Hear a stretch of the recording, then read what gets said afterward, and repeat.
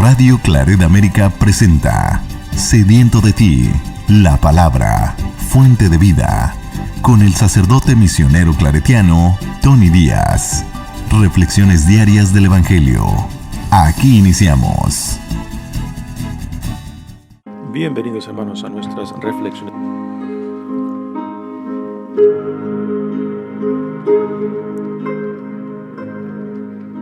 Bienvenidos, hermanos, a nuestras reflexiones bíblicas de las lecturas del día. Hoy es viernes de la segunda semana del tiempo ordinario, y hoy celebramos la memoria de Santa Inés, virgen y mártir. La primera lectura de hoy viene del primer libro de Samuel, capítulo 24, versículos 3 al 21. En aquellos días, Saúl tomó consigo 3,000 hombres valientes de todo Israel y marchó en busca de David y su gente, en dirección de las rocas llamadas las Cabras Monteses, y llegó hasta donde había un redil de ganado, junto al camino. Había allí una cueva, y Saúl entró en ella para satisfacer sus necesidades. David y sus hombres estaban sentados en el fondo de la cueva. Ellos le dijeron: «Ha llegado el día que te anunció el Señor cuando te hizo esta promesa. Pondré a tu enemigo entre tus manos, para que hagas con él lo que mejor te parezca». David se levantó sin hacer ruido y cortó la punta del manto de Saúl. Pero a David le remordió la conciencia por haber cortado el manto de Saúl, y dijo a sus hombres: «Dios me libre de levantar la mano contra el rey, porque es el ungido del Señor». Con estas palabras contuvo David a sus hombres y no les permitió atacar a Saúl. Saúl salió de la cueva y siguió su camino. David salió detrás de él y le gritó: «Rey y Señor mío». Y cuando Saúl miró hacia atrás, David le hizo una gran reverencia, inclinando la cabeza hasta el suelo, y le dijo: «¿Por qué haces caso a la gente que dice: David trata de hacerte mal? Date cuenta de que hoy el Señor te puso en mis manos en la cueva y pude matarte. Pero te perdoné la vida, pues me dije: no alzaré mi mano contra el rey, porque es el ungido del Señor. Mira la punta de tu manto en mi mano. Yo la corté y no te maté. Reconoce pues que en mí no hay traición y que no he pecado contra ti. Tú, en cambio, andas buscando la ocasión de quitarme la vida. Que el Señor sea nuestro juez y que Él me haga justicia. Yo no alzaré mi mano contra ti, porque como dice el antiguo proverbio, los malos obran mal. ¿Contra quién has salido a guerrear, rey de Israel? ¿A quién persigues? ¿A un perro muerto? ¿A una pulga? Que el Señor sea el juez y nos juzgue a los dos. Que Él examine mi causa y me libre de tu mano». Cuando David terminó de hablar, Saúl le respondió: «¿Eres tú, David, hijo mío, quien así me habla?». Saúl rompió a llorar y, levantando la voz, le dijo: «Tú eres más justo que yo, porque solo me haces el bien mientras que yo busco tu mal. Hoy has demostrado conmigo tu gran bondad, pues el Señor me puso en tus manos y tú no me has quitado la vida». ¿Qué hombre que encuentra a su enemigo le permite seguir su camino en paz? Que el Señor te recompense por lo que hoy has hecho conmigo. Ahora estoy cierto de que llegarás a ser rey y de que el reino de Israel se consolidará en tus manos. Palabra de Dios. El salmo responsorial es el Salmo 56 y el responsorio es: «Señor, apiádate de mí. Señor, apiádate de mí». Apiádate de mí, Señor, apiádate, pues en ti me refugio a la sombra de tus alas, hasta que pase el infortunio. Voy a clamar al Dios Altísimo, al Dios que me ha colmado de favores. Desde el cielo su amor y su lealtad me salvarán de mis perseguidores. Señor, demuestra tu poder y llénese la tierra de tu gloria, pues tu amor es más grande que los cielos y tu fidelidad las nubes toca. Señor, apiádate de mí. El Evangelio de hoy viene de Marcos capítulo 3, versículos 13 al 19. En aquel tiempo Jesús subió al monte, llamó a los que él quiso y ellos lo siguieron. Constituyó a 12 para que se quedaran con él, para mandarlos a predicar y para que tuvieran el poder de expulsar a los demonios. Constituyó entonces a los 12, a Simón, al cual le impuso el nombre de Pedro, después a Santiago y a Juan, hijos de Zebedeo, a quienes dio el nombre de Boanerges, es decir, hijos del trueno, a Andrés, Felipe, Bartolomé, Mateo, Tomás, Santiago el de Alfeo, Tadeo, Simón el cananeo y a Judas Iscariote, que después lo traicionó. Palabra del Señor. Muy bien, damos comienzo a nuestra reflexión de las lecturas de hoy, pero antes de entrar a las lecturas propias, comentemos algo acerca de Santa Inés, mártir y virgen, memoria de quien celebramos hoy día. Santa Inés vivió en el siglo IV. Se sabe muy poco de ella en realidad. Se cree que murió a la edad de 12 a 15 años durante la persecución del emperador romano Diocleciano a finales del IV siglo. Lo que se sabe con certeza quizás es de que murió joven.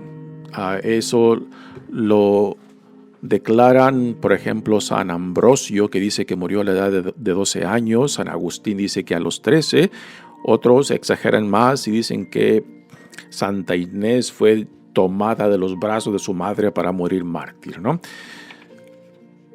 Su nombre aparece en la tradición litúrgica de la Iglesia, en la lista de mártires, y esta es una de las listas más antiguas que tenemos en la liturgia de nuestra tradición católica.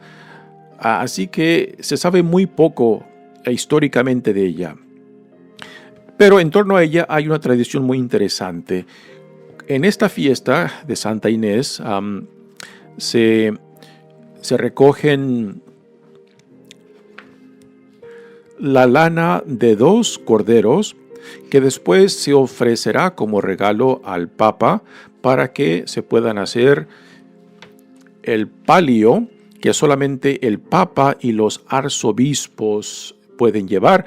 Cuando un arzobispo es escogido y es ordenado, pues el Papa le entrega el palio, símbolo de su autoridad. El palio que solamente, repito, el Papa y arzobispos llevan como plenitud de su oficina pontífica o pontificia. ¿Qué es el palio? El palio viene siendo como una capa sencilla que descansa sobre los hombros del Papa o del arzobispo, con una tira de tela de lana atrás y enfrente. Y repito, este es el símbolo del oficio que lleva el Papa, como también los arzobispos.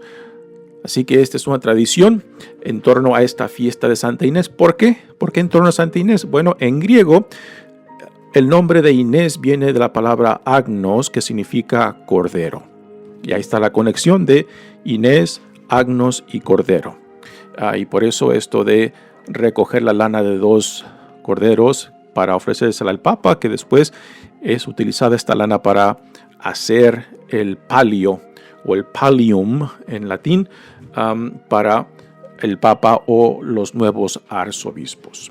Muy bien, pasemos ahora a la lectura de hoy, que viene del primer libro de Samuel.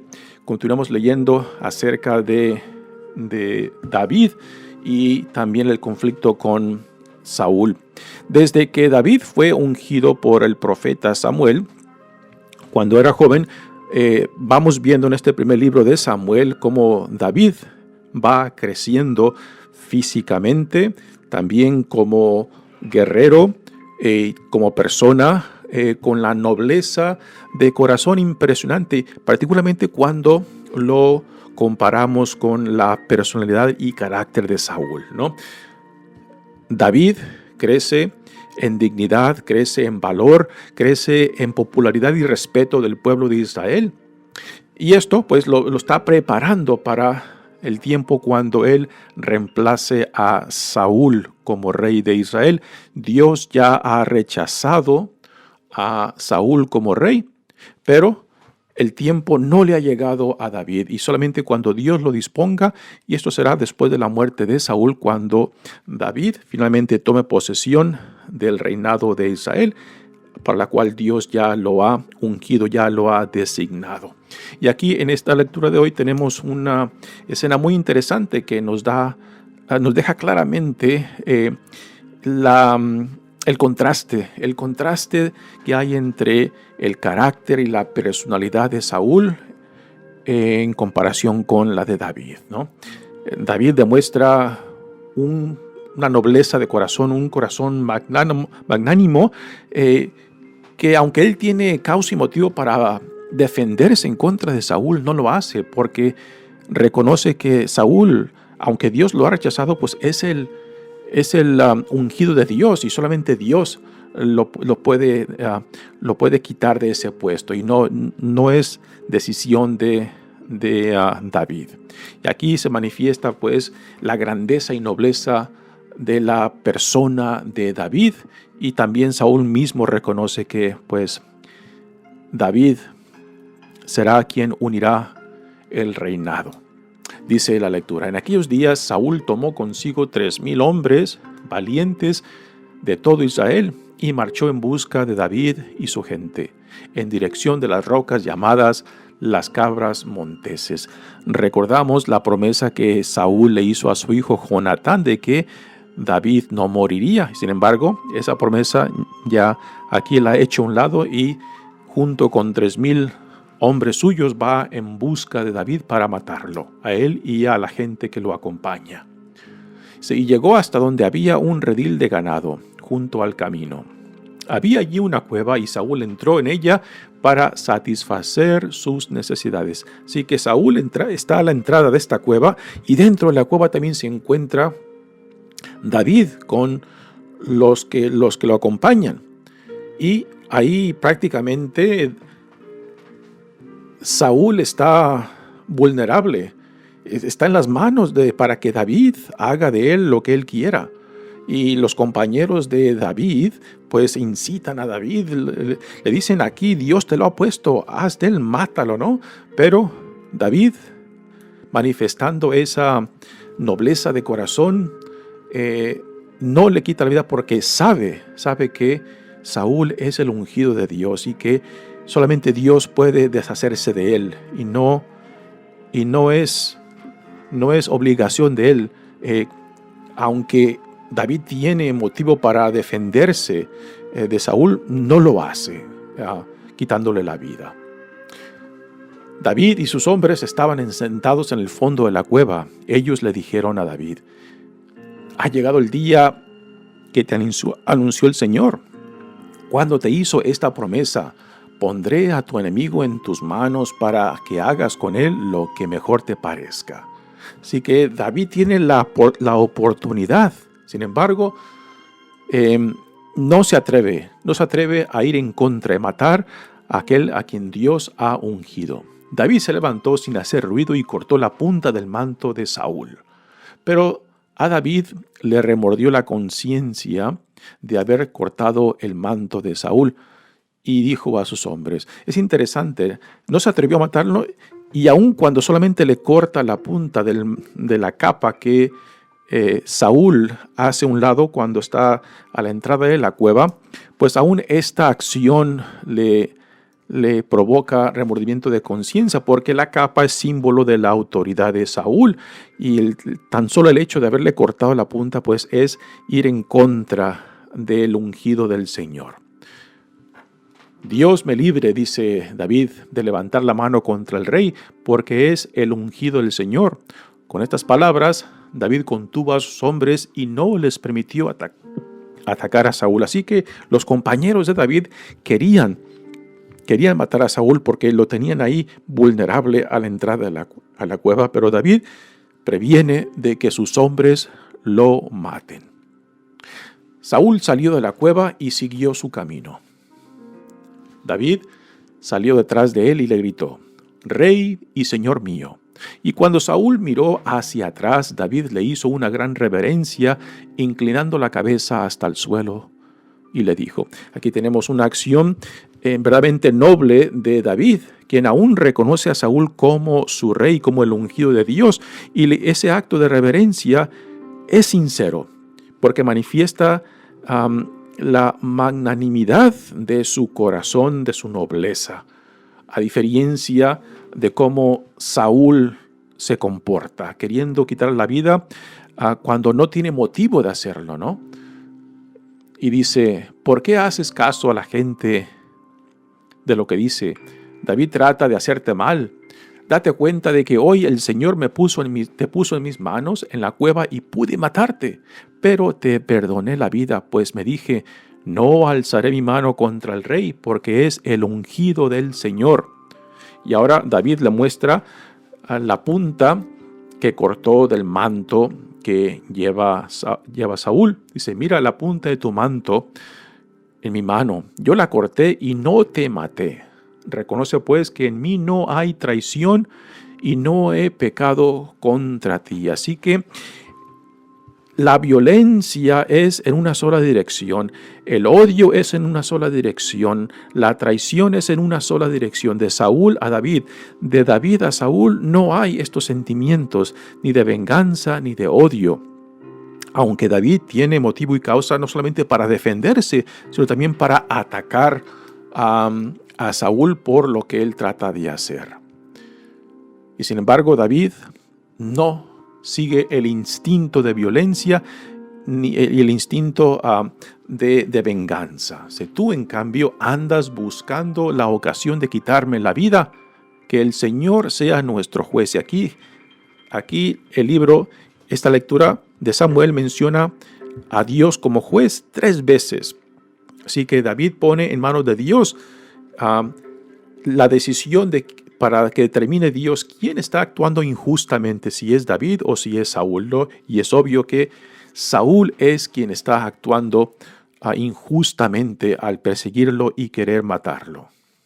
Dice, y que él me haga justicia. Yo no alzaré mi mano contra ti, porque como dice el antiguo proverbio, los malos obran mal.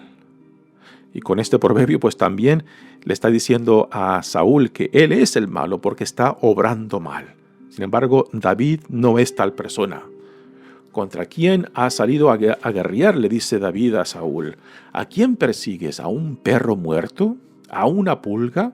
Que el Señor sea el juez y nos juzgue a los dos. Aquí David utiliza esta imagen en la cual él se pone como en una imagen muy humillante de un perro, de una pulga, ¿no? Y reconoce que ante Saúl, que es el rey y el ungido de Dios, pues él es simplemente un siervo tanto de Dios como de él, y que por tanto no merece lo que Saúl quiere hacer con él. Que el Señor sea el juez, dice, y nos juzgue a los dos, que Él examine mi causa y me libre de tu mano. Parece que las palabras de David enternecieron el corazón de Saúl, pero David sabía que no se podía confiar a estas reacciones emotivas de Saúl, porque aún después de estas palabras otra vez se encenderá la inseguridad, el celo, el odio y el rencor de Saúl para querer deshacerse de David. Cuando David terminó de hablar, Saúl le respondió: ¿Eres tú, David, hijo mío, quien así me habla? Saúl le llama hijo mío, y aun cuando mantiene estas intenciones de matarlo, ¿no? Aquí vemos algo de qué tan frágil es la personalidad de Saúl, ¿no? No solamente es inseguro, es celoso, pero también vengativo, rencoroso, ¿no? Y que así como se le enciende la ternura, también se le enciende el odio y el rencor por aquellos a quien él ve como que amenazan su poder y su posición de rey. Saúl rompió a llorar, levantando la voz, y le dijo: «Tú eres más justo que yo, porque solo me haces el bien mientras que yo busco tu mal. Hoy has demostrado conmigo tu gran bondad, pues el Señor me puso en tus manos y tú no me has quitado la vida. ¿Qué hombre que encuentra a su enemigo le permite seguir su camino en paz?», ¿no? Aquí el autor del primer libro de Samuel pone en labios de Saúl pues estas palabras impresionantes, magníficas acerca de David, pero así como nosotros los que leemos esta narración no hemos de confiarnos en el carácter y personalidad de Saúl, pues tampoco David se confía en estas palabras de Saúl. Ante una persona que tiene tanto poder como lo tiene Saúl, pero que es tan inseguro, celoso, vengativo, resentido, pues hemos de siempre cuidarnos, porque tanto poder en tal persona pues hace de esa persona alguien que fácilmente se le desconfíe, de que no sepamos cómo va a responder o reaccionar a X situación. Y constantemente vemos en este primer libro de Samuel cómo Saúl es inconstante. Sus emociones, su inseguridad y celos lo llevan a expresar en ciertos momentos ternura, cariño, pero a la misma vez fácilmente cambia de parecer y después hace todo lo contrario. Se venga, busca matar, busca deshacerse a todos aquellos que él piensa que le quieren hacer daño, ¿no? Así que es un contraste impresionante entre la persona de Saúl y la de David. Y lo que este libro de primero de Samuel nos presenta pues es la evolución del joven David, que ya fue ungido pero que aún no tiene la madurez, y que hasta ahora vamos viendo su crecimiento, su madurez, su confianza en Dios, como también su nobleza de corazón. Y aquí lo vemos claramente manifestado en cómo él perdona a Saúl, aun cuando tiene a Saúl en sus manos. Pero es Dios quien determina cuándo y cómo, no es David. Y esto pues refleja la magnanimidad de corazón de este gran hombre David. Muy bien, pasemos ahora al Evangelio de hoy. Continuamos leyendo del Evangelio de Marcos. Ya Jesús, después de las confrontaciones que tuvo con los fariseos y otros líderes de la comunidad judía, se va a lugares solitarios para estar con sus discípulos y así para dedicarles más tiempo a la formación de ellos, ¿no? Y en estos capítulos del 3 en adelante, 3 al 5 al 6, pues veremos cómo Jesús se enfoca en la formación de sus discípulos. Y ahora en el Evangelio de hoy tenemos la decisión de escoger entre los discípulos que lo siguen. Escoge a 12, un número simbólico que representan y nos debe de conectar a las 12 tribus de Jacob que componen el pueblo de Israel, de donde también están los 12 patriarcas, y estos 12 que Jesús escoge entre sus discípulos, que después los nombrará apóstoles, pues pasarán a ser los nuevos patriarcas de la nueva alianza, los pilares de la nueva comunidad que se está fundando, la comunidad que después se le llamará la iglesia. Así que estos son los 12 que Jesús escoge para formarlos y después mandarlos, que es lo que significa en la palabra apóstol. Apóstol, a diferencia de un discípulo, es alguien que es llamado, que es formado para después ser enviado como embajador, como extensión de aquel que los manda, en este caso es Jesús. Así que Jesús forma este círculo más íntimo de los 12, con quien comparte y dedica más tiempo con ellos para formarlos y después para que sean una extensión de su misma misión que Jesús mismo ha recibido de Dios Padre, y les da la autoridad tanto para enseñar como para sanar y también expulsar demonios, lo que significa es la liberación de todos aquellos que se encuentran bajo cualquier poder que nos separa, que nos aísla de nuestro Dios, de nosotros mismos y de nuestro prójimo, ¿no? Así que esto de expulsar demonios no simplemente hace referencia a posesiones de espíritus inmundos, sino también a esa acción de Dios que busca liberarnos de todo aquello que nos separa, que nos esclaviza. ¿Para qué? Para regresarnos a la libertad de los hijos e hijas de Dios. Dice el Evangelio de hoy: en aquel tiempo Jesús subió al monte, llamó a los que él quiso y ellos lo siguieron. Así que el llamado es una decisión de Jesús. Es una iniciativa de Jesús. Es él quien los escoge, no ellos quienes escogen a Jesús. Constituyó a 12 para que se quedaran con él, para mandarlos a predicar y para que tuvieran el poder de expulsar a los demonios. Aquí tenemos, en un resumen muy corto, la misma misión de Jesús: enseñar o predicar y también expulsar demonios como manifestación de lo que están predicando, la inauguración del reino de Dios en Jesucristo mismo, ¿no? Se constituyó entonces a los 12. A Simón, el cual le puso el nombre de Pedro. Aquí, solamente cuando Jesús los llama para formar este grupo más íntimo, es cuando en el Evangelio de Marcos le da a Simón el nombre de Pedro, que significa roca.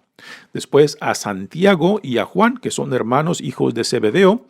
Y aquí el evangelista Marcos nos pone este apodo que se les dio a estos hermanos, a quienes les dio el nombre de Boanerges, que significa hijos de trueno.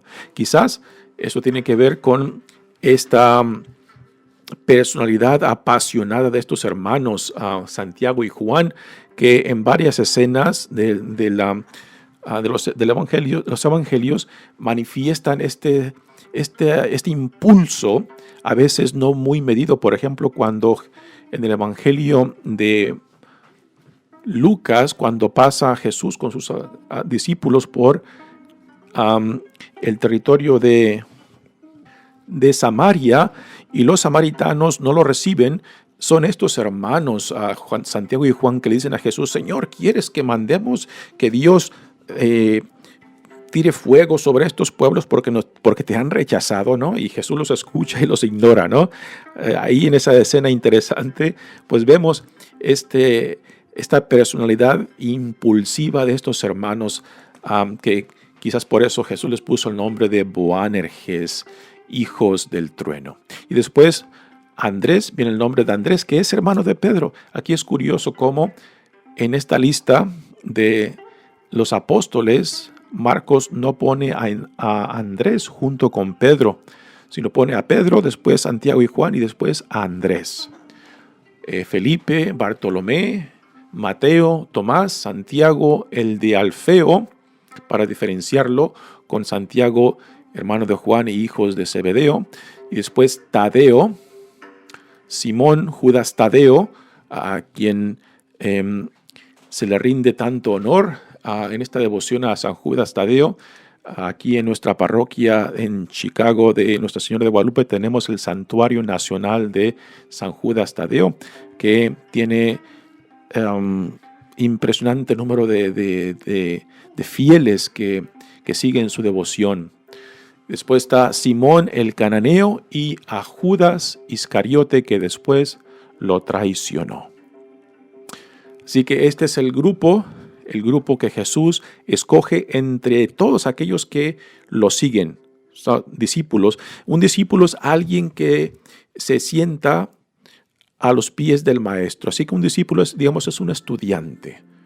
Un apóstol es alguien que después de eso, que es formado, es enviado. Es como el embajador de aquel que lo envía, con la autoridad y poder correspondiente con esa misión y nombramiento que han recibido.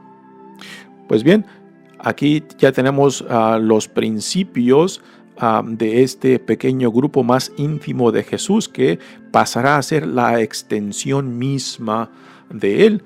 Ya en el Nuevo Testamento, estos apóstoles pues pasarán a formar la autoridad de la tradición apostólica, puesto que ellos convivieron con Jesús, fueron testigos tanto de su pasión, muerte, resurrección y ascensión, y en ellos se crea la autoridad de la tradición apostólica, puesto que ellos compartieron todo este tiempo con él, y a ellos es a los que se hace referencia en las cartas de San Pablo, por ejemplo, cuando hablan de la tradición apostólica, ¿no? Y en los primeros 400, 500 años de la iglesia, cuando se habla de la tradición apostólica, se habla de las enseñanzas, del testimonio, de lo que los apóstoles dejaron, y después que las generaciones que lo siguieron continuaron.